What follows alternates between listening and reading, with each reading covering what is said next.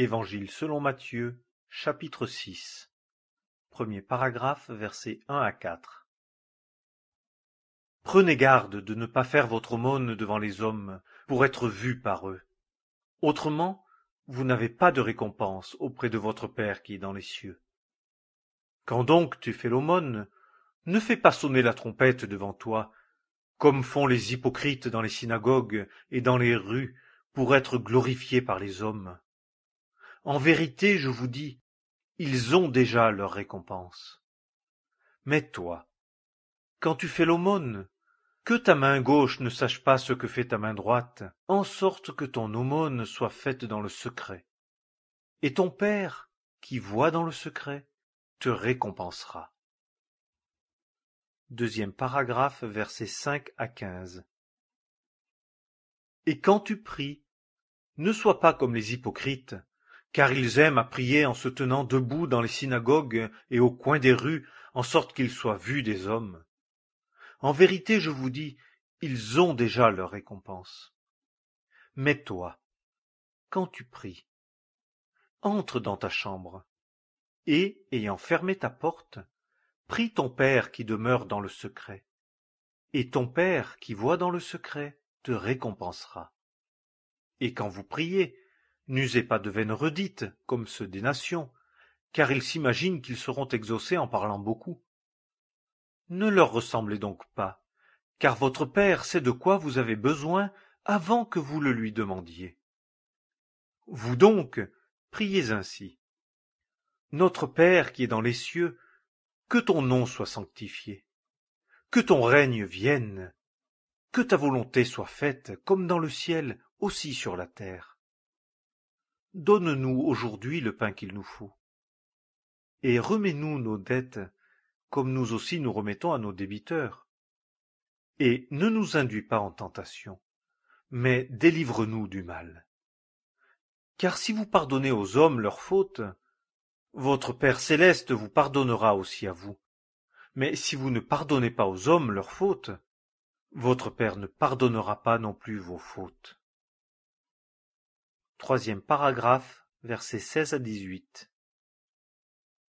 Et quand vous jeûnez, ne prenez pas, comme les hypocrites, un air morne, car ils donnent à leur visage un air défait, en sorte qu'ils paraissent aux hommes qu'ils jeûnent. En vérité, je vous dis, ils ont déjà leur récompense. Mais toi, quand tu jeûnes, oins ta tête et lave ton visage, en sorte qu'il ne paraisse pas aux hommes que tu jeûnes, mais à ton Père qui demeure dans le secret. Et ton Père qui voit dans le secret te récompensera.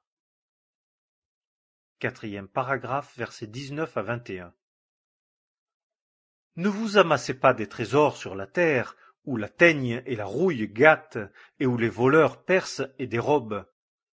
Mais amassez-vous des trésors dans le ciel, où ni la teigne ni la rouille ne gâtent, et où les voleurs ne percent ni ne dérobent.